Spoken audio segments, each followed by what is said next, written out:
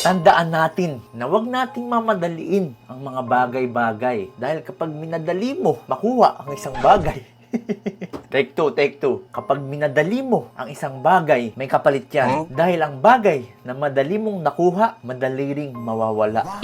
Sabi na nga ni Doc Alvin na kapag madaliin mo ang isang bagay na makuha, mas madali itong mawawala. Kapag pinaghihirapan mo kasi, iti-treasure mo yon. Kapag pinaghihirapan mo kasi, aalagaan mo yon. At kapag inaalagaan mo yon, of course, magtatagal sa'yo yun. Pero, hindi lahat ng mga inaalagaan, magtatagal sa'yo yun. Yun yung isipin mo. Especially, yung mga bagay na low quality. Kapag low quality, madaling masira at madali ring mawala. Kaya kapag mag-invest ka sa sarili mo, piliin mo yung high quality yung hindi madaling masira at saka hindi madaling mawala. Yung karapat dapat talaga para sa sarili mo, yun bang deserve mo? Kaya itong mga pinagagawa namin ni Mamonina Lu, pinaghihirapan yan. Hindi yan basta-basta. Kasi nga sa nangyari sa kamay ko, hindi ako madaling makagawa ng mga ganitong effects. But because pinaghihirapan ko, kaya nagawa ko. Kaya ang saya-saya namin pareho. Kaya simula ngayon, mag-invest ka ng mga bagay na good quality Yun bang paghihirapan mo muna bago mo makuha? Kasi yan talaga yung deserve mo para sa sarili mo. Kaya kaibigan,